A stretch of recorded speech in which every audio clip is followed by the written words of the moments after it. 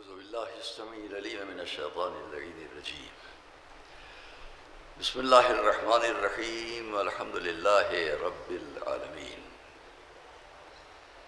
والصلاة والسلام على النبي الأمي المكي المدني القرشي التهامي الصادق الأمين الذي ختم به النبيين وأرسله رحمة للعالمين البشير المسدد والنذير المؤيد والسيد الممجد بالقاسم محمد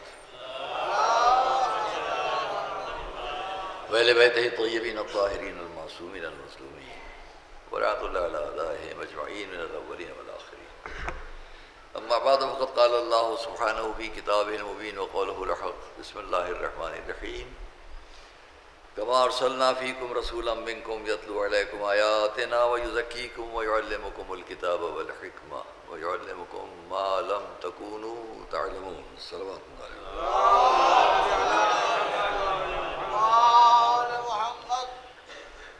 کل کی گفتگو کو ہم آپ کے سامنے اسی موضوع کو جو گزشتہ سال بھی تھا اور اس سال بھی وہی ہے، موضوع سبھی ہے، آپ جانتے ہیں مسلمان اور اسلام پر ہم نے 47 سال پہلے 48 سال پہلے اس ممبر سے بات شروع کی تھی، اور مختلف موضوعات سبجیکٹس جن پر ہم آپ کے سامنے بات کرتے چلے آئے. ابھی بھی کوشش یہ ہوتی ہے کہ ہماری گفتگو قرآن، تاریخ اسلام، کردار آ حضرت صلی اللہ علیہ وآلہ وسلم اور علماء اسلام جو معتبر علماء ہوں، ان سب نے اہل بیت اطہار سے جو حاصل کیا ہم وہ آپ کے سامنے پیش کرتے ہیں. کوشش یہی ہوتی ہے کہ اسلامی باتیں، اسلامی تاریخ، اسلامی حقائق، اسلامی علوم آپ تک پہنچیں. ہاں، اتنے سادے انداز میں وہ بات ہو جائے کہ ہمیں نوجوان بچوں تک پہنچ جائے. اگر تھوڑا بھی علم کا شوق ہے تو بات سمجھ میں آئے گی، کیونکہ آپ کے اپنے شوق پر بات ہے. یہ مدرسہ ہے، اس مدرسے میں جتنے سال سے میں آپ کو ان مجالس میں خطاب کر رہا ہوں اور آپ سے پہلے اتنے ہی سال سے یہاں پڑھا بھی رہا ہوں. دونوں باتیں ساتھ ساتھ ہوئی ہیں. سن 69 ہم نے یہاں ایک پرنسپل کی حیثیت سے چارج لیا تھا اور سن 70 سے یہ اشرا شروع ہو گیا.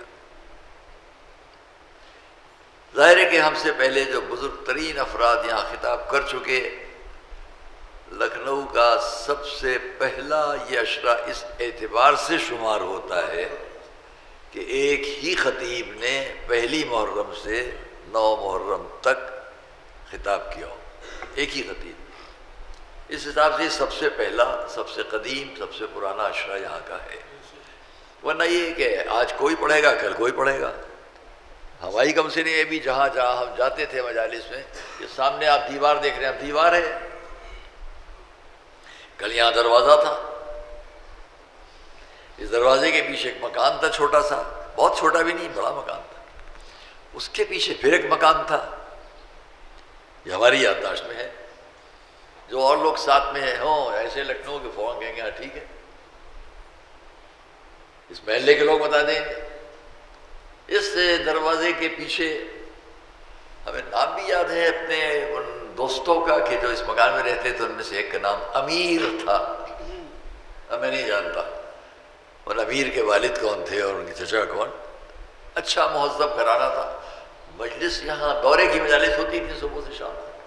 محرم لکھنؤ، یہ تاریخ ہے جو مجھ سے آپ کہیں کبھی سن لیں. کون پڑھتا تھا یہاں پہلی سے 10 محرم 9 محرم تک؟ کون پڑھتا تھا؟ ایک ہی ذاکر. نام لوں آپ کا، آپ کے سامنے ان کا. ہمارے محترم بزرگ ترین شخصیتوں میں سے ایک فخر الواعظین مولانا مرزا محمد طاہر صاحب قبلہ، ہمارے مرحوم دوست جناب خطیب اکبر مولانا اطہر صاحب قبلہ کے والد، اپنے دور کے بہترین خطیب مقرر ذاکر تھے، صف علماء میں اول خطباء اور ذاکرین، وہ یہاں خطاب فرماتے تھے۔ ہم دوڑ کے ہم لوگ یہاں وہاں حصے کی لالچ میں نہیں جاتے تھے، تو یہ کہ دیکھیں یہ ذاکر کیا سے پڑھ رہے ہیں، اگر لالچ ہو بھی حصے کی تو اچھا ہی ہے، مگر ایسے ہو کہ لوٹ مار نہ ہو۔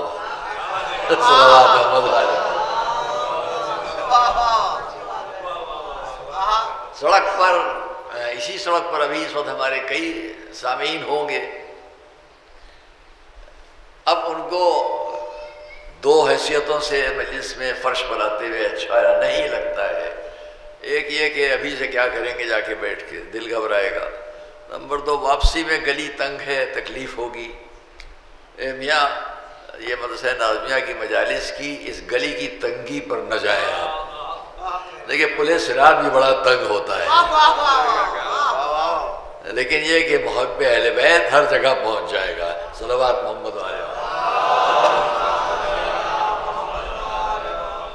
اکثر یہی ہوتا ہے کہ مجھے کہنا پڑتا ہے بھئی وہاں مت سنیے، یہاں یہ توجہ آپ کی بڑھے گی، وہاں یہ موٹر گزری، یہ گھوڑا گزرا، یہ رکشہ گزرا، یہ فلاں صاحب ہیں۔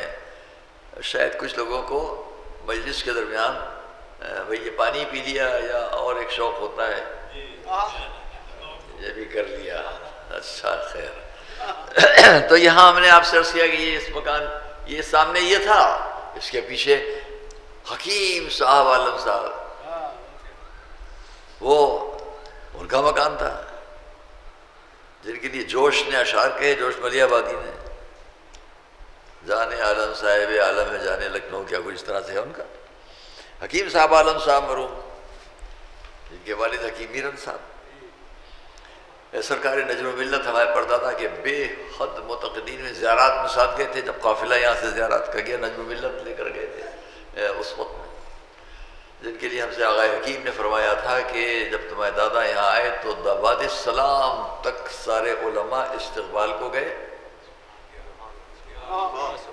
اور اب ان کا ایک جملہ نقل کروں جس میں انہوں نے یہ فرمایا، جناب آغا سید محسن الحکیم رحمۃ اللہ علیہ، جن کے نواسے اس وقت عالم ہیں، آغا سعید الحکیم آیت اللہ العظمیٰ آیت اللہ سعید الحکیم بیٹے ہیں ہمارے استاد اور ہمارے ناظر اور نگہبان علماء و طلباء ہندوستان کے آغا سید محمد علی الحکیمی، جو سب سے بڑے داماد تھے آغا حکیم کے،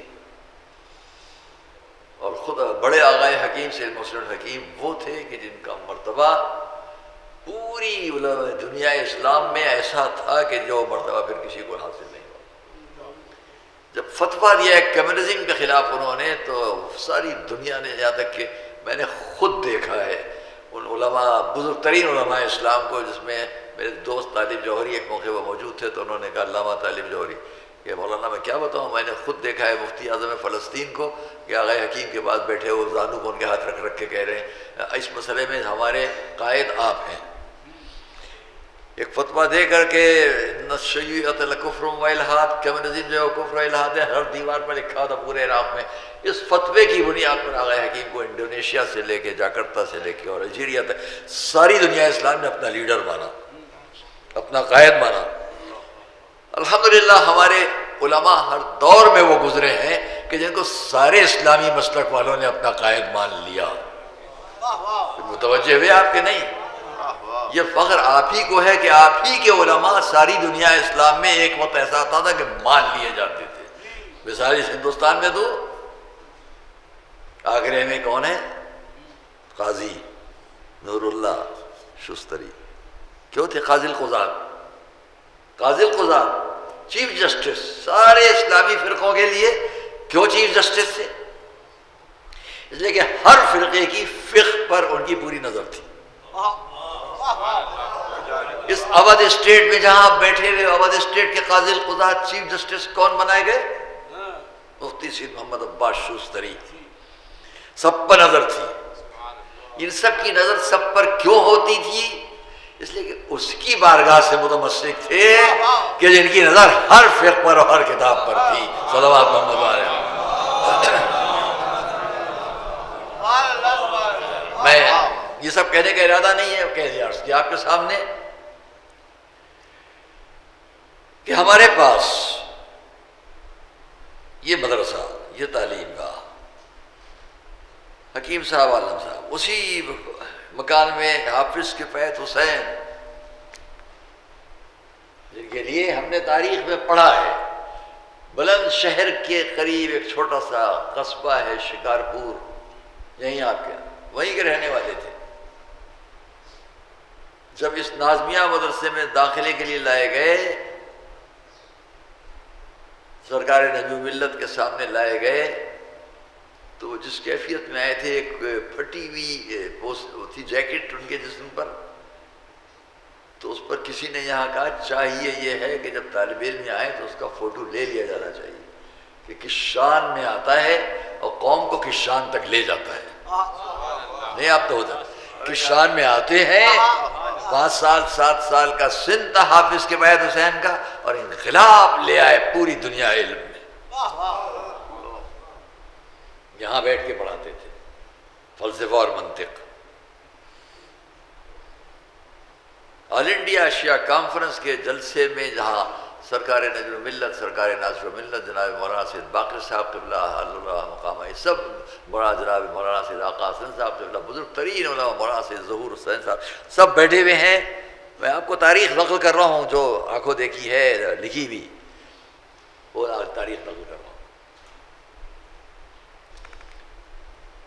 اعلان کیا گیا ڈائس پر، حضرات جلسہ ہے، اس جلسے میں نواب رامپور حامد علی خان بھی بیٹھے ہوئے ہیں، نواب رامپور بڑے بڑے نوابین راجگان سب یہاں سے وہاں تک بیٹھے ہوئے ہیں جناب۔ اس جلسے میں اعلان ہوا، حضرات اب آپ کے سامنے ہم ایک بہت ہی کم سن بچے کو پیش کر رہے ہیں۔ میرے نوجوان بچوں دوستوں، ابھی میں مجلس آپ کے سامنے چند چیزیں پڑھوں گا جو آپ کی ذہن میں رہ جائیں، اسی لیے میں کہتا ہوں سامنے بیٹھو تو سبق حاصل ہوگا، باہر بیٹھو گے تو ذہن بھٹکے گا۔ ہم آپ کے سامنے ایک بہت ہی کم سن بچے کو پیش کر رہے ہیں، صرف اس بات کو رد کرنے کے لیے کہ لوگ کہتے ہیں کہ اس قوم کو قرآن سے تعلق نہیں ہے، اس قوم کو قرآن سے کم رابطہ ہے، کم تعلق ہے۔ اعلان ہوا اس مجمع میں، ہم آپ کے سامنے ایک بہت ہی کم سن بچے کو پیش کر رہے ہیں، ان کا سن صرف 10 سال کا ہے، اور یہ قرآن کے پہلے پارے سے لے کے 30ویں پارے تک پورے قرآن کے حافظ ہیں، اور ان کا نام ہے حافظ کفایت حسین طالب علم ناظمیہ۔ صلوات محمد علیہ وسلم۔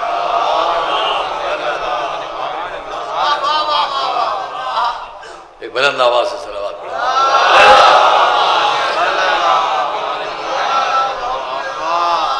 شکر کیجئے اور فخر کیجئے کہ لکھنؤ بعد نجف بعد قم،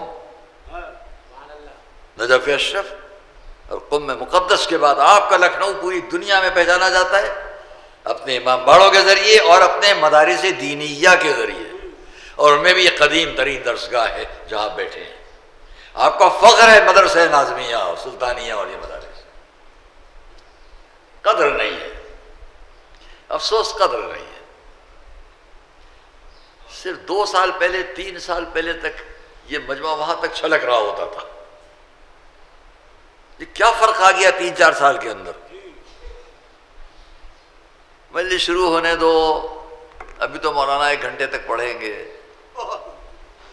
بعض کہیں گے ابھی تو شروع بھی نہیں ہوئی ہوگی، بعض کہیں گے بھیا 2:30 قریب چلیں گے، یہ سب ہوتا رہے گا۔ مجلسی شوق مت مردہ کرو،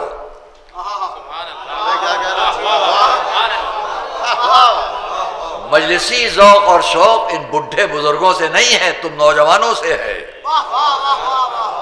یاد رکھو، مجلس کو کمزور کرو گے تو جلوس بھی کمزور ہو جائے گا۔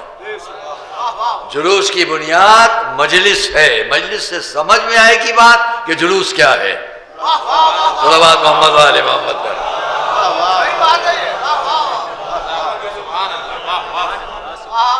مجلس سے سمجھ میں آئے گی بات کہ جلوس اذا کیا ہے، احترام جلوس۔ اور یہ لکھنؤ ہے جس نے سمجھایا آپ غیروں کی نقل مت کرو۔ لکھنؤ دنیا بھر کو سمجھانے والا۔ میرے جو بچے آج یہاں موجود ہیں، کل کوشش کرو سب مل کر تمہارے ساتھ ایک ایک اور آئے۔ دیکھیے میں درس دے رہا ہوں یہاں، آپ کو بتا رہا ہوں چیزیں، محنت کرتا ہوں تب آپ کے سامنے بات کرتا ہوں۔ یہ 47 سال ہمارے باہر گزرتے، ہم کیوں آپ کے بیچ میں ہیں؟ کیوں آپ کے درمیان ہیں؟ ماشاءاللہ پڑھنے والے بہت ہیں۔ کل میں ان میں کسی ایک سے کہہ دوں بھیا میں تھک گیا ہوں، گھر میں لیٹوں گا، تم پڑھو، مشکل نہیں ہے، کوئی دیر نہیں لگے گی۔ میں کسی ایک سے کہہ دوں کل سے آپ پڑھو، گھر پر لیٹوں گا، آرام کروں گا۔ کیا 47 سال میں ہم کو مل رہا ہے؟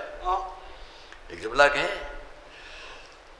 47 سال سے اگر آپ کو ہم سے کچھ جاننے کو ملتا ہے تو ہماری بھی روح کو آپ سے غذا ملتی ہے۔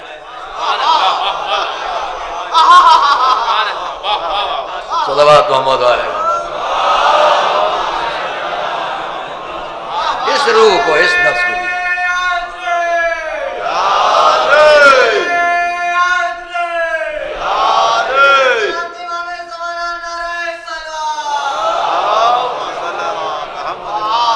ہماری بھی روح کو، ہمارے نفس کو بھی آپ سے غذا ملتی ہے، کنٹیکٹ ہوتا ہے۔ آپ دیکھتے ہیں نا رات کے وقت اگر چل رہے ہیں، یہ گاڑی جا رہی ہے، وہ گاڑی سامنے سے، دونوں لائٹیں ایک ساتھ جب ہو جاتی ہیں تو کیا منظر ہوتا ہے؟ ادھر کی لائٹس موٹر کی، ادھر کی موٹر کی لائٹ، وہی سمجھ لیجئے کہ کچھ اس نفس سے آپ تک جاتا ہے اور کچھ آپ کے نفس سے ہم تک آتا ہے، یوں ہی نہیں بیٹھ جاتے آ کر۔ مولا کا قول ہے، آپ کے چوتھے امام کا قول ہے، صلوات محمد علیہ۔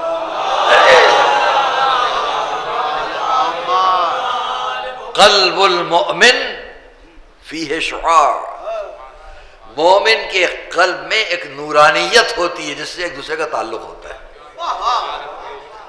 آپ گھر جائیے گا، فکر مند ہوں گے کسی بات پر، فوراً ایک اور مومن کہیں فکر مند ہو جائے گا، تعلق ہے، رشتہ ہے، ایسا نہیں ہے۔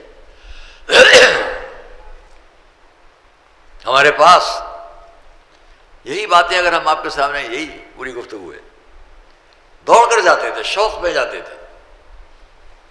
عزاداری، لکھنؤ، ساری دنیا کو تعلیم دینے والی درسگاہ ہے یہ۔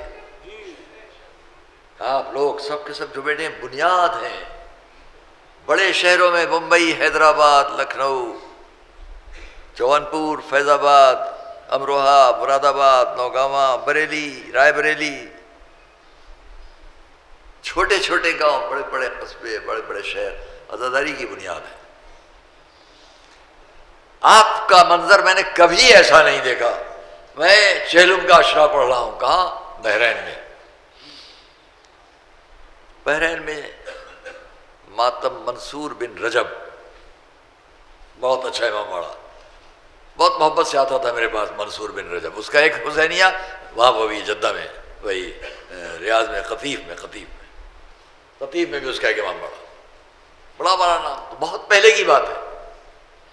جب میں وہاں سے واپس آیا دوسرے سال ہمارے عزیز دوست اور بھائی جناب مولانا ڈاکٹر قلب صادق صاحب پہنچے، انہوں نے اشرا پڑھا، لیکن پورا اشرا وہاں نہیں پڑھ پائے تھے۔ وہی جو تعصبات ہیں، ان تعصبات نے ان کو پریشان کیا تھا۔ مجھے حیرت ہوئی تھی جب 8 محرم کو میں نے ان کو یہاں بیٹھے ہوئے دیکھا، اسی مجلس میں، بہت پہلے کی بات۔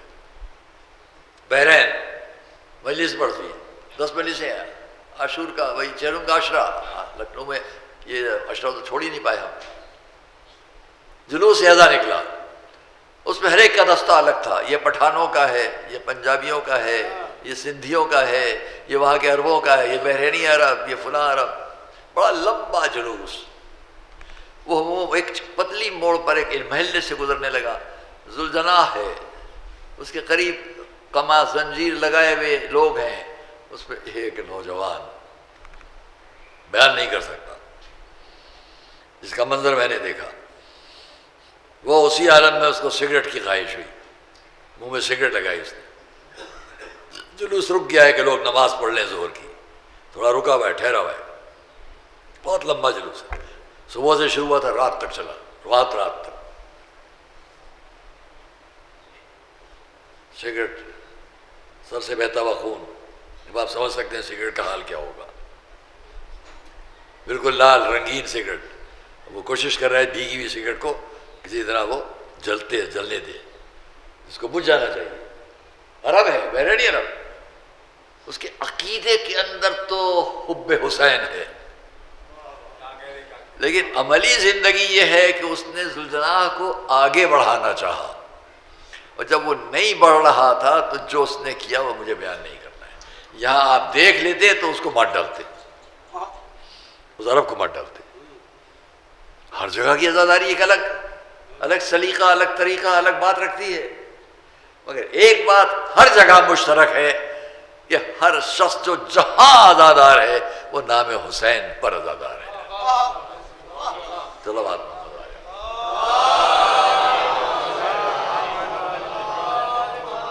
دیکھیے عزیزان گرامی، نوجوان بچوں اور دوستو، آج بس سادی لفظوں میں آپ کے سامنے پھر موضوع اہل بیت اور قرآن کیوں ہے،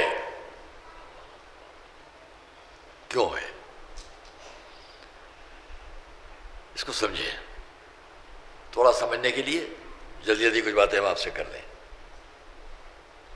اہل بیت اور قرآن کیوں، محرم کے دنوں میں کیوں، سال بھر ہو سکتا ہے، یہ بتائیے کہ قرآن ہمارے آپ کے لیے کیا ہے؟ آئیے سادی لفظوں میں بچے بھی سمجھ جائیں، یہیں سے بات سنو، قرآن آپ کے لیے کیا ہے؟ پہلے ایک بات الگ سے ہم کہہ دیں، لوگ یہ کہتے ہیں کہ ہمارا یہ عقیدہ ہے، ہمارا وہ عقیدہ ہے، کیا یہ عقیدے کی لفظ قرآن میں ہے؟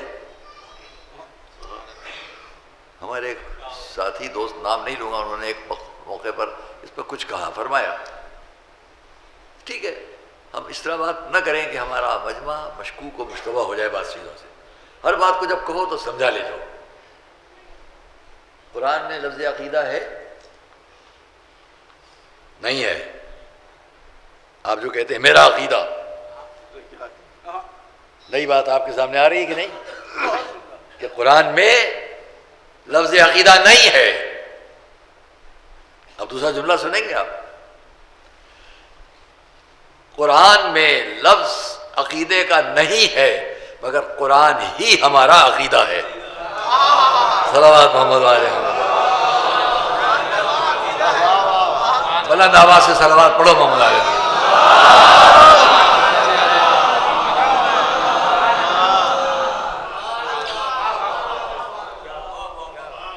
دوسرا فقرہ کہوں تاکہ اس بات کو جو کہتے ہوں ان تک میری ایک بات پہنچ جائے، جو لوگ یہ کہتے ہوں کہ قرآن میں لفظ عقیدہ نہیں ہے، ضرور آپ نے ٹھیک فرمایا کہ قرآن میں لفظ عقیدہ نہیں ہے، ایک اور لفظ بھی قرآن میں نہیں ہے۔ قرآن میں لفظ تاریخ، ہم یہاں پہ سے ہر شخص، میں ان لفظوں کو کہہ رہا ہوں جو عربی اور فارسی کے حساب سے، فارسی کے حساب سے نہیں، عربی کے حساب سے، مگر فارسی کا کوئی تعلق ہی نہیں قرآن سے، عربی کی بات ہے۔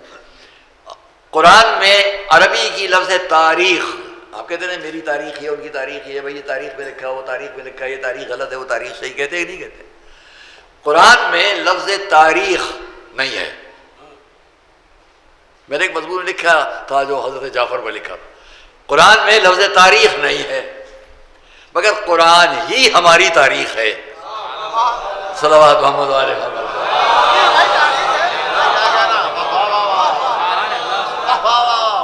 یہاں مجھے ایک بڑی نئی عجیب سی فکر ہے جو کہتا ہے، لیکن آج نہیں کہوں گا، آج نہیں، وہ کل، ورنہ وہ موضوع پورا دوسرا ہو جائے گا، وہ کل انشاءاللہ، کل کا ارادہ ہو تو کل ہی کوشش کروں گا، ورنہ بعد میں پرسوں، کہ قرآن میں کیا نہیں ہے مگر ہے، نہیں ہے مگر ہے۔ قرآن میں لفظ عقیدہ نہیں ہے مگر قرآن ہمارا عقیدہ ہے۔ اس لفظ عقیدے کو سمجھنے کے لیے لغت تک چلے جائیں، ڈکشنریز تک چلے جائیں، جتنی لغت کی کتابیں ہوں، ڈکشنریز ہوں عربی پر بات کرنے والی، جائے عقدہ، عقیدہ، عقدہ، اعتقاد، عقود سب ملے گا. یہاں تک کہ کیا ہوتا ہے شادی بیاہ، عقد نکاح کہتے ہیں نہیں، عقد نکاح، خالی نکاح نہیں، عقد نکاح. آج تاریخ عقد ہے، کارڈ چھپتے ہیں، سب ہوتا ہے. عقد کچھ اور ہے، سب ایک ہی لفظ سے متعلق ہے، گرہا لگانا. لغت میں کیا ملے گا؟ عقیدہ انسان جس بات کو پورے یقین کے ساتھ اپنا دین بنا لے. میں لغت کے لفظ نقل کر رہا ہوں. انسان جس بات کو پورے یقین کے ساتھ اپنا دین بنا لے وہی عقیدہ ہے. پھر کہوں، انسان جس بات کو پورے یقین کے ساتھ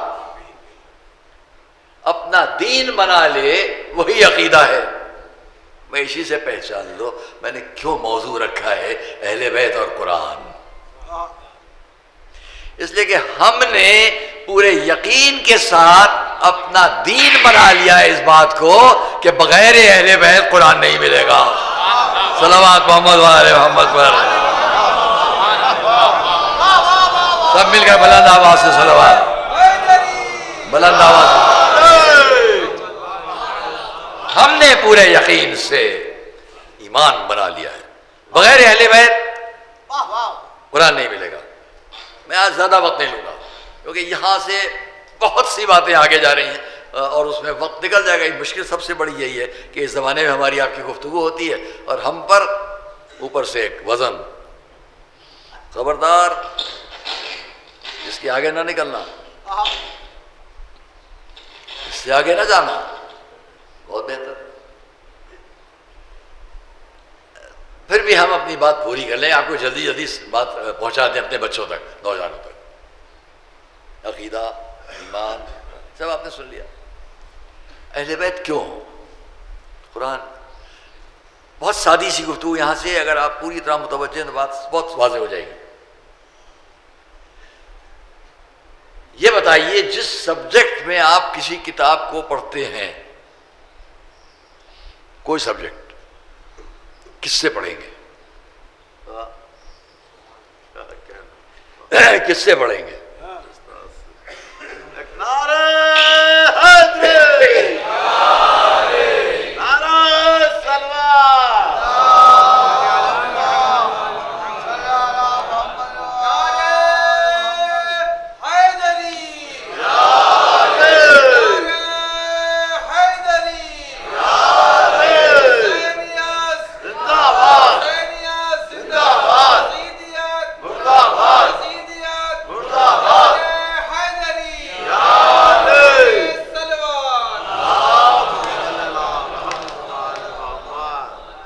پہلے میں ایک بات بتاؤں آپ سے، تھوڑا آپ کا 2 بجے کا وقت بھی اچھا گزر جائے ابتدائی تاریخوں میں.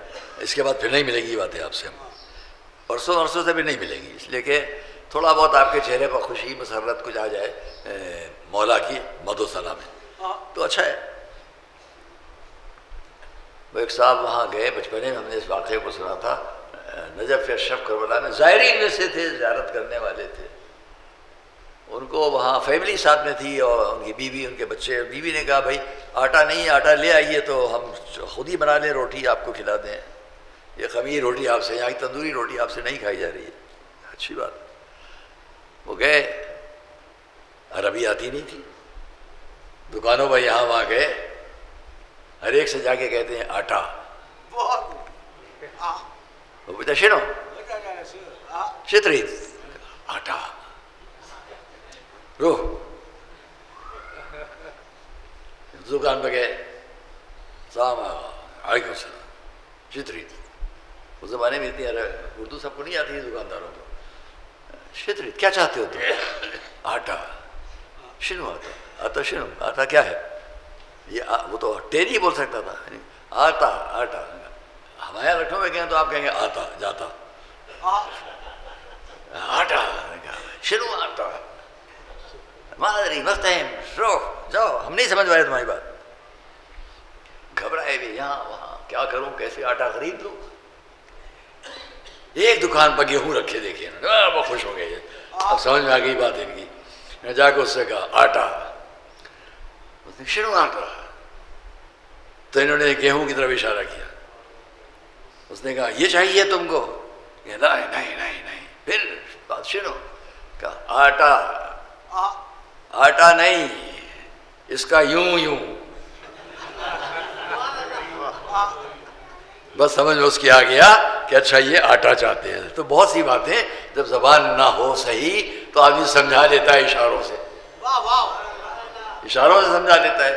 یوں ہی سمجھ لیجئے کہ یعنی کتنی جگہ ایسی ہے کہ جہاں ہمارا اشاروں سے کام لے کے بات، دوسرا اتنا فہم و فراست رکھے تو کہ سمجھ جائے. بات سمجھانے کی ہے کہ اس کی ذہانت پر آپ اعتبار کریں. اب میں ایک بات پوچھتا ہوں، اردو زبان آپ جاننا چاہتے ہیں، ہمارا اردو زبان جاننا چاہتے ہیں، مدراس گئے، چنئی گئے، وہاں بچے سے کہا کسی سے بھائی میرے بچے کو اردو پڑھا دو. اب وہاں آپ کا ٹرانسفر ہو گیا ہے، بچے ہیں آپ کے، اس کو بھیا اردو زبان لکھنؤ کی ہے آپ پڑھا دو. کیا کسی ملیالم والے سے آپ اردو پڑھوائیں گے؟ تیلگو والے سے آپ اردو پڑھوائیں گے؟ ہمارے دوست یہاں حیدرآباد والے بیٹھے ہوئے ہیں، کیا یہ تیلگو کنڑ اور یہ زبان کیا اگر سیکھنا چاہیں تو اردو والے سے سکھلائیں گے؟ جو جس زبان میں ہے وہ اس زبان کو بتائے گا، دوسرا تو نہیں. آپ میتھس کی کتاب فزکس والے سے اور فزکس کی کتاب ایسٹرانومی والے سے کیسے پڑھوائیں گے؟ جہاں انجینئرنگ کلاسز لگتے ہوں وہاں آپ جا کے آرٹ اور ادب اور شاعری نہیں سیکھیں گے. جس درسگاہ میں جو پڑھایا جاتا ہو وہاں وہ جا کے پڑھے گا. میڈیکل کالج میں جا کے انجینئرنگ کی چیزیں نہیں پڑھیں گے اور انجینئرنگ کالج میں جا کے میڈیکل کالج کی باتیں نہیں پڑھیں گے.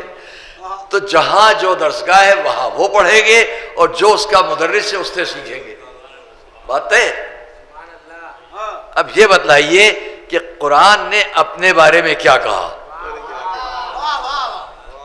قرآن نے اپنے بارے میں کیا کہا اور آپ کے بارے میں کیا کہا؟ دونوں باتیں سامنے رکھیے. اپنے بارے میں کیا کہا، آپ کے بارے میں کیا کہا. قرآن نے اپنے بارے میں کہا، پہلے ہی آیت پڑھ لو جا کے، الف لام میم ذالک الکتاب لا ریب فیہ ھدی.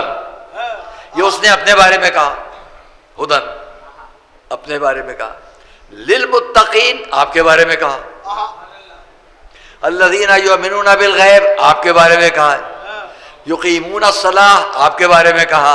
مما رزقناہم ینفقون آپ کے بارے میں کہا. والذین یؤمنون بما انزل الیک آپ کے بارے میں کہا. وما انزل من قبلک آپ کے بارے میں کہا. وہم بالآخرۃ یوقنون آپ کے بارے میں کہا. عجب بات ہے، قرآن نے صرف اپنے لیے لفظ ھدی کہا، باقی سب باتیں آپ کے لیے کہیں. اب میں یہ باتیں قرآن میں اور آیات سے کہتا چلا جاؤں آپ کا وقت صرف ہوگا. چھوڑتا ہوں ان تمام باتوں کو. مثلا سورہ النمل طاسین تلک آیات القرآن و کتاب مبین ھدی و بشریٰ للمؤمنین الذین یقیمون الصلاۃ و یؤتون الزکاۃ وہم بالآخرۃ هم یوقنون. تو سب کچھ تو آپ کے بارے میں. اپنے بارے میں وہ صرف ھدی کہہ لیتا ہے، رحمت کہہ لیتا ہے، نور کہہ لیتا ہے، فصلت کہہ لیتا ہے، کتاب کہہ لیتا ہے، ذکر کہہ لیتا ہے، فرقان کہہ لیتا ہے. جتنی باتیں قرآن نے اپنے بارے میں کہیں وہ الگ ہیں، جو آپ کے بارے میں کہیں وہ الگ ہیں. اب یہ ڈھونڈیے کہ قرآن اپنے بارے میں جو کہہ رہا ہے اسے کون جانے گا. صلوات محمد علیہ وسلم.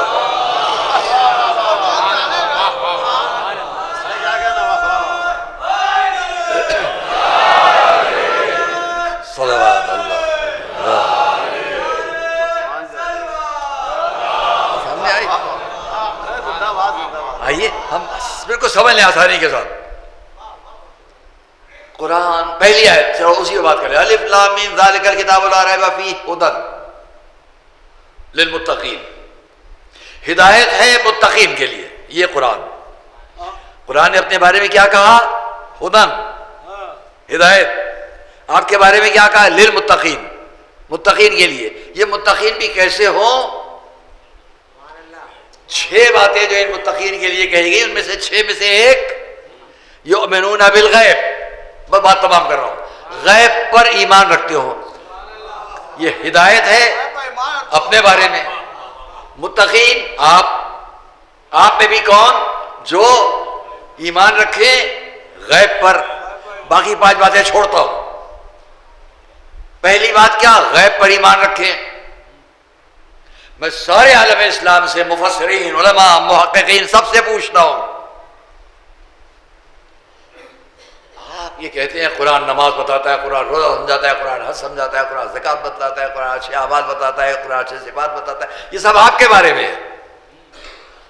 پوری شریعت قرآن بتلا دے، ٹھیک ہے، لیکن سب سے پہلی بات اس شریعت کے جاننے اور چاہنے اور ماننے والوں کے لیے ضروری ہے کہ وہ غیب پر ایمان رکھیں.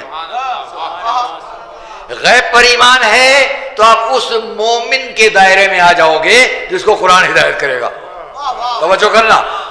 الف لام میم ذالک الکتاب لا ریب فیہ، کوئی شک نہیں ہے، ہدن ہدایت ہے. ہدایت ہے للمومنین، مومنین کے لیے، للمتقین، متقین کے لیے. کون سے متقین؟ یؤمنون بالغیب، جو غیب پر ایمان رکھے.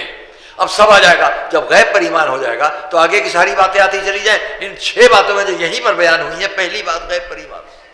یہ مجمع، اس مجمع جیسا جہاں مجمع ہو، جہاں میرے سڑک پر بیٹھے ذاکرین میرے سامعین سن رہے ہوں، جہاں جہاں سن رہے ہوں، سب سے خطاب ہے میرا. تو بتاؤ کہ کیسے ہم قرآن کے اس دائرے میں داخل ہو جائیں جس میں وہ مصداق ہدایت ہم ہو جائیں، ہم ہدایت کے مصداق قرار پا جائیں. جیسے ہی وہ کہہ رہا ہے یہ ہدایت ہے متقین کے لیے، متقین جو غیب پر ایمان رکھیں. تو اب یہ مجمع غیب پر ایمان کیسے لائے؟ ہم میں سے کوئی اٹھ کر کہے بھئی ہم بتائیں گے، تو پہلا ہمارا سوال ہوگا یہ تو بتاؤ غیب ہے کیا؟ ایسے مدرس تک جاؤ، ایسے استاد تک جاؤ جو غیب کی خبر ایسے بیان کرے کہ تمہیں یقین آ جائے کہ یہ غیب کو بھی جانتا ہے اور اس دنیا کو بھی جانتا ہے. صلوات محمد علیہ محمد. سب مل کر ایک صلوات محمد علیہ محمد پر.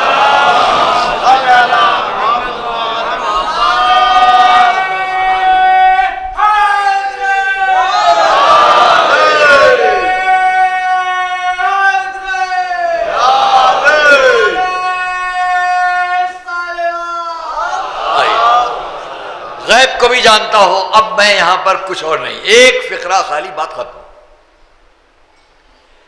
پوری تاریخ قرآنیہ میں، قرآن کی پوری تاریخ اور پوری تاریخ اسلام میں، اور شروع سے آج تک، کوئی ایک شخص لاؤ،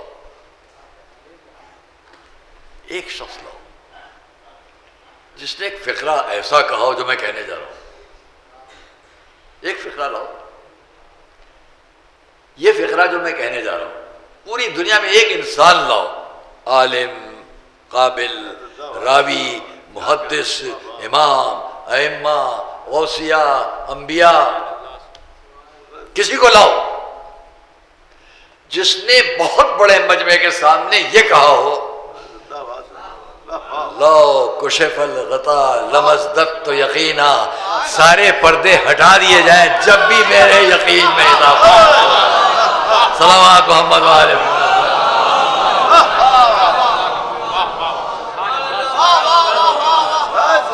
صلوات محمد علیہ.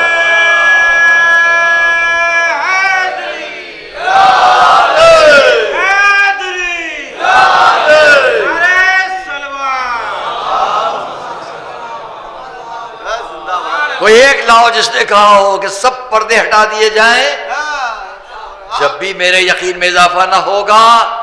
اب میں آپ سب سے کہہ رہا ہوں، آپ میں بات چیزیں صرف سامنے بیٹھ کر ہی سمجھ میں آتی ہیں، اس لیے میں کبھی کبھی کہتا ہوں سامنے بیٹھو، یہیں سامنے بیٹھو. اب میں آپ سب کو دکھا رہا ہوں یہ بتائیے یہ کیا ہے؟ کس رنگ کا ہے؟ دیکھا آپ سب نے کس رنگ کا ہے؟ یہ کیا چیز ہے؟ یہ کیا ہے؟ اس پر نگینہ کون سا ہے؟ سب چپ. اتنا سا نگینہ دور سے نہیں دکھائی دے رہا ہے، سب چپ، سامنے رہ کر بھی ایک بات سب کی سمجھ میں آئی۔ جب سامنے رہ کر ایک بات سب کی سمجھ میں نہیں آ رہی ہے تو جو سامنے نہ ہو وہ کیسے سمجھیں گے؟ صلوات محمد والے محمد۔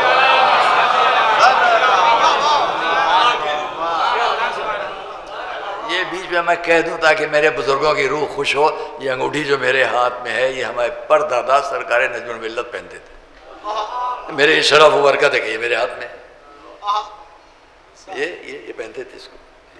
تو خیر یہ آپ نے سب نے دیکھا، بتا دیا، رومال سفید رنگ، یہ آپ نے کہا انگوٹھی مگر نگینہ نہیں بتا سکے آپ، کوئی بہت قیمتی نہیں ہے، بہت قیمتی نہیں ہے، اس در نجف ہے بس، اور کیا۔ تو اب آئیے یہ میں پوچھوں، ابھی باہر آپ جائیں، جو سڑک پر بیٹھے ہوئے حضرات سن رہے ہوں ان سے آپ پوچھیں بھئی اندر منظر آپ نے کچھ دیکھا؟ وہ کہیں گے ہم تو وہاں تھے نہیں، ہم کیا بتائیں، آپ بتائیے۔ تو جو یہاں ہے وہ یہاں کی ساری بات وہاں بتا دے گا، جو وہاں ہے وہ یہاں کی بات نہیں بتا پائے گا۔ مجمع کیسا تھا، فرش کیسا تھا، لوگ کیسے تھے، کہاں کون بیٹھا تھا، یہ سب وہاں باہر کے لوگ، جو باہر ہے وہ یہاں کی بات صرف سنی بھی بتا پائیں گے، دیکھی بھی نہیں بتا پائیں گے۔ جو یہاں ہے وہ دیکھی بھی بتائیں گے، ان کو کسی بات میں شک نہ ہوگا کہ سب دیکھ رہے ہیں۔ اب بتلاؤ پوری دنیا میں کس میں ہمت ہے جو یہ کہے سارے پردے ہٹا دیے جائیں جب بھی یقین میں اضافہ نہ ہوگا؟ یہ وہی کہے گا جو پردے پڑنے سے پہلے دیکھ رہا ہو۔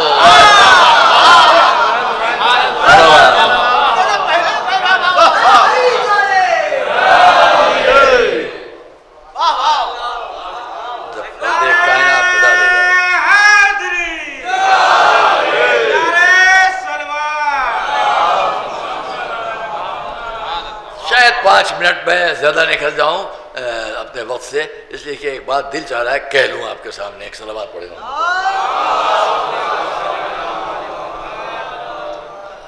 حضرت عیسیٰ کہاں سے ملے یہ سب ہم کو، کیوں موضوع ہے اہل بیت،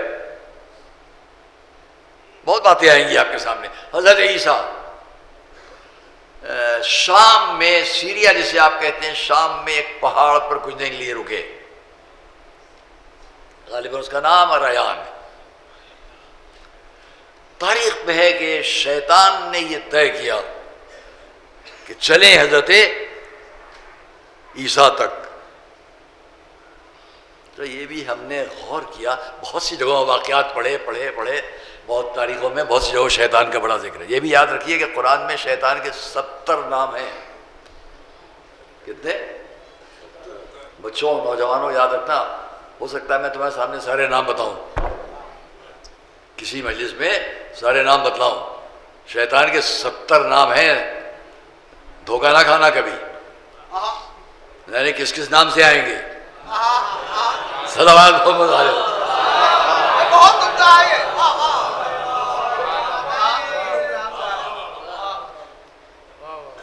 وہ بھی وہاں آیا، کس شان میں آیا؟ فلسطین کے بادشاہ کے لباس میں آیا۔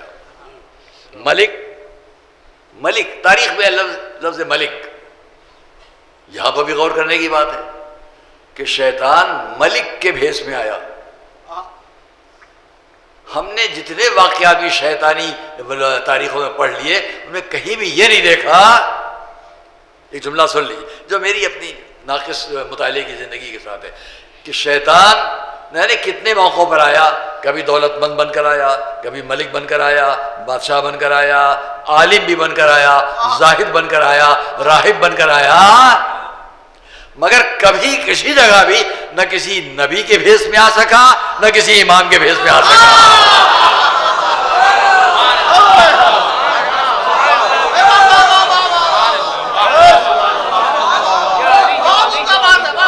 صلوات محمد والے محمد۔ اگر کسی صاحب کی ملاقات کسی کتاب میں تاریخ میں ایسی ہو گئی ہو، کتاب کی بات کرتا ہوں، تو ہمیں بتا دیجیے گا. ایسا کہیں نہیں ہے، کبھی نہیں آیا. دنیا میں تو چھوڑ دو، کبھی خواب میں بھی آنے کی ہمت نہیں ہے. خواب میں بھی آنے کی ہمت نہیں. اور آیا ہے، وہ آیا. ملک فلسطین میں یہ واقعہ ہے کہ میرے پاس وقت نہیں ہے، یہ واقعہ ہم کل بیان کریں گے انشاءاللہ. اس لیے نہیں کہ کل آپ ضرور آئے. صلوات محمد والے. ہم جب تاریخ کے ان واقعات تک، اس لیے کہ میں نے طالب علمی کی زندگی دی، نجف ارشد میں شوق رہتا تھا ان چیزوں کو پڑھنے کا، یہ کتاب خرید دو وہ کتاب خرید، تو میں نے وہاں پر مجموعہ کلام اس کا جبران خلیل جبران کا خریدا تھا، اور اس میں میں نے ترجمے بھی کیا اس کے بہت سے مضامین کے. بڑے دلچسپ مضامین، وہ آپ لوگوں میں پڑھنے کے نہیں ہیں، بعض ہیں بعض نہیں ہیں. سب سے پہلا مضمون اس کا جو ہے وہ بھی پڑھنے کے لائق نہیں ہے. اس میں وہ گمراہ کر دے، بہت سے نوجوان گمراہی کی طرف چلے جائیں، تو اس لیے وہ نہیں ہے. میں نے ان سب کو پڑھا اور ترجمہ کیا، اللہ کا شکر ہے، بہت سو کا ترجمہ کیا. جبران خلیل جبران بڑا نام ہے لبنان کی ادبی تاریخ کا، جو بہت بڑا نام ہے. اور ہم جب نجف میں پڑھتے تھے، آج سے 60 سال پہلے کی بات ہے، تو اس وقت میں ہم وہاں دیکھتے تھے ان کتابوں کو بازار سے. اس میں اس نے بہرحال شیطان پر کچھ لکھا ہے، وہ نہیں ہے موضوع. کل ہم آپ کے سامنے اگر انشاءاللہ یاد رہ گیا یا آپ بیان کریں تو ہم تشریح لائیے. ہو رہا ایک صلوات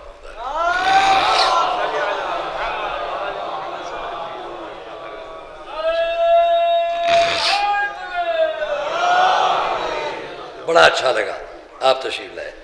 لکھنؤ کی تہذیب مرثیہ کی جان، اور صرف تہذیب مرثیہ نہیں بلکہ مرثیہ نگاری. جہاں تک میں بھولتا نہیں، شاید ہمارے پھوپھا مولانا صادق صاحب سے بھی آپ بہت قریب تھے. امی مرحوم، استاد مرحوم، نجر ملت کے پوتے، مفسر قرآن، مترجم قرآن مولانا سید صادق صاحب کے اللہ. جب ان کا ذکر یہاں پر آ گیا تو صرف اتنا کہ عظیم ہستی تھی ان کی. اور ایک صلوات پڑھیں.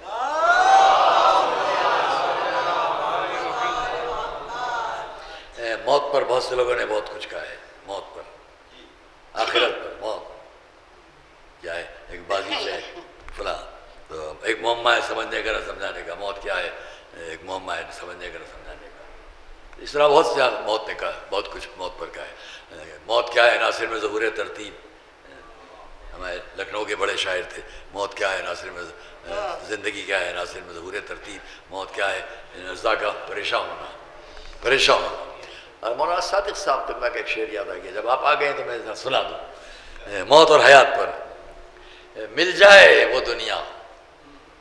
یہیں پڑھاتے تھے، ان کے گھر پر بھی ہم جاتے تھے. ہمارے پھوپھا تھے، حقیقی پھوپھا، سرکار نجر ملت کے پوتے.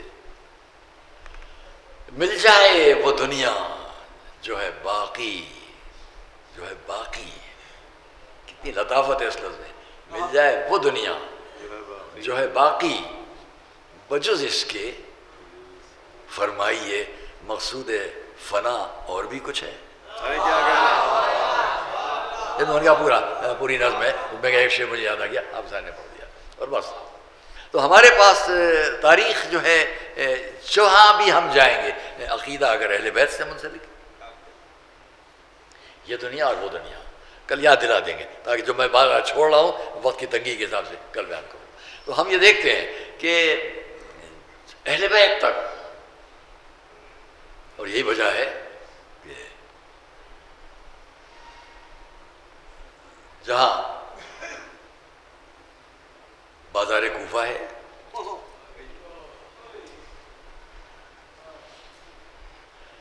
بازار کوفہ ہے، قیدیوں کا قافلہ جا رہا ہے، اور اس میں ایک شامی نے طنز کیا.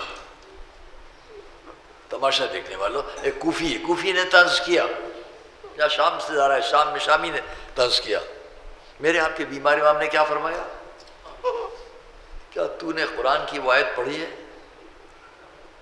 آت ذی القربى حقہ، جو صاحبان قرابت ہیں ان کا حق دے دو. اس آیت سے آپ کا کیا مطلب؟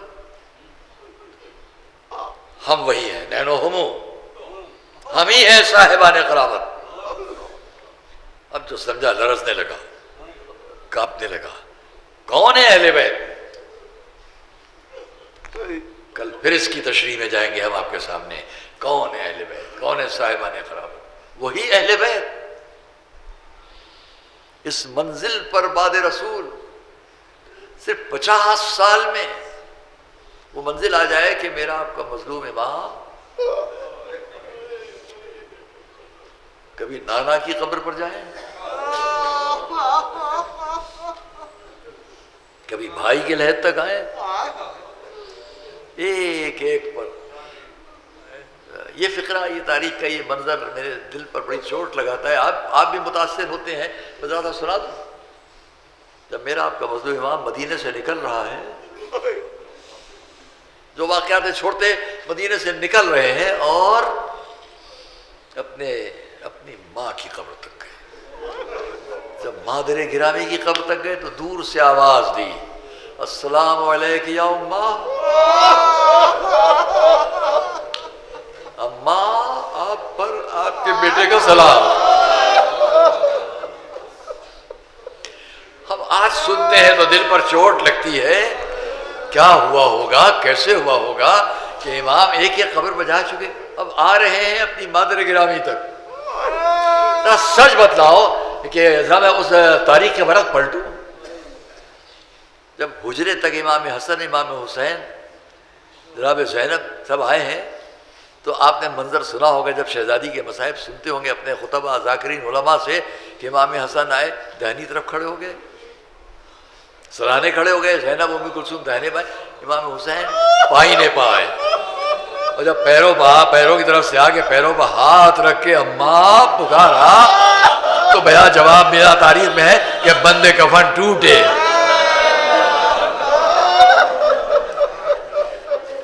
انہی کو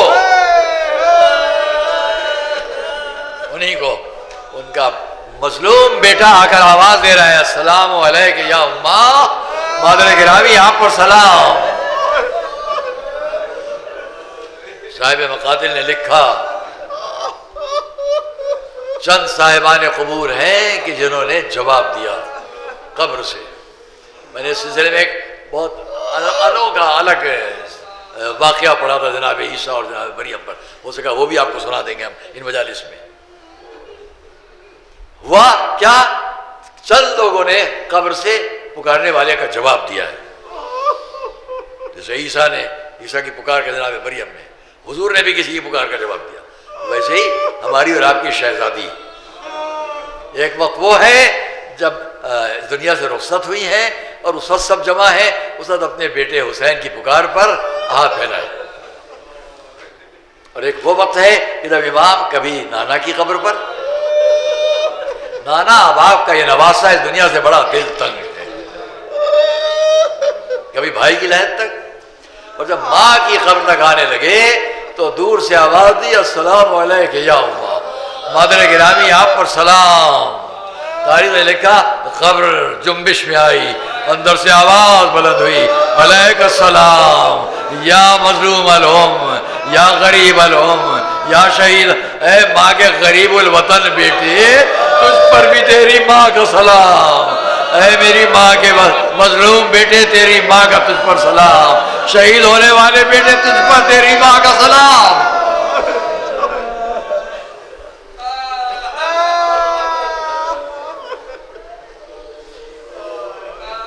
بھائی اس عالم میں آپ غور تو کریں کہ ہوا کیا۔ امام آئے، ماں کی قبر پر سر رکھا، اب میں نہیں کہہ سکتا کہ منظر کیا ہوگا، خاموش، شاید کچھ خاموشی میں باتیں ہو رہی ہوں، کچھ باتیں کی جا رہی ہوں، مادر گرامی آپ کے بعد یہ ہوا، آپ کے بعد یہ ہوا، آپ کے بعد یہ ہوا، اپنی باتیں، دل کی باتیں کہی جا رہی ہوں گی، بس سنیے دل پر چوٹ لگے گی۔ اتنے میں کسی کے آنے کی آواز آئی، اب کون آ رہا ہے؟ کوئی اور نہیں، وہ بھی آئیں جن کو بھی اپنی ماں تک شکایت پہنچانا ہے۔ ابھی تک حسین تھے، اب کون آ رہا ہے؟ چاہنے والی بہن زینب آئی، شاید بھائی کی تلاش میں آئی ہو، شاید ماں سے شکوہ کرنے آئی ہو، لیکن جب قبر تک پہنچی تو زینب کا ایک فقرہ سنیے گا، دل پر چوٹ لگے گی۔ وہ بہن جس نے کربلا میں عصر عاشور تک آتے آتے اور بعد میں قید خانے تک جاتے جاتے پھر قید سے رہا ہوتے وقت بھی کسی قربانی پر آنسو نہیں بہائے سوائے اپنے بھائی کو یاد کرنے کے، جو اپنے بھائی کو اتنا چاہتی ہو، اتنا مانتی ہو۔ اب ان کی زبان سے ایک فقرہ سنیے گا، تاریخ لکھا زینب آئی، قبر معصومہ تک آئیں، اپنے ماں کی قبر تک آئیں اور آ کر پکار کر ایک فقرہ کہا، اماں حل سمعت حال کتابت یزید، اماں کیا آپ نے یزید کے اس خط کا حال سنا جو آیا ہے؟ کیا آپ نے یزید کے اس خط کا حال سنا جو آیا ہے؟ اس کے بعد کیا فرماتی ہیں، عرض کرتی ہیں، ماں یزید نے لکھ کر بھیجا ہے کہ میرے ماجائے کا سر کاٹ لیا جائے اور اس تک بھیج دیا جائے۔ زینب نے کیا شکوہ کیا؟ میرے بھیا کا سر کاٹ لیا جائے۔ میں نہیں کہہ سکتا کہ امام نے زینب نے امام کو کیا تسلی دی ہوگی، کیسے گلے مل کر روئے ہوں گے، بھائی بہن رخصت ہوئے، ماں کی قبر سے رخصت ہوئے۔ ہاں یہ منظر مدینے کا تھا، اب میں کربلا کا ایک منظر یاد دلا دوں۔ وہ وقت ہے کہ حسین جا رہے ہیں، زینب آ رہی ہے، بھیا ذرا گلے سے ردا ہٹا لیجئے، دوڑ کر چومنا شروع کیا، کبھی سینے کو، کبھی گلے کو، کبھی پیشانی کو۔ بہن زینب کیا کر رہی ہو؟ کہا بھیا سن لیجئے، ماں کی گود میں بیٹھی تھی، کہا بیٹی زینب یاد رکھنا میں نہ ہوگی، میری طرف سے میرے اس ماں جائے کے سینے کے بوسے لے لینا جو گھوڑوں کی ٹاپوں سے پائمال ہو گئے، اس گلے کے بوسے لے لینا جو کن خنجر سے ذبح کیا جائے گا، اس پہ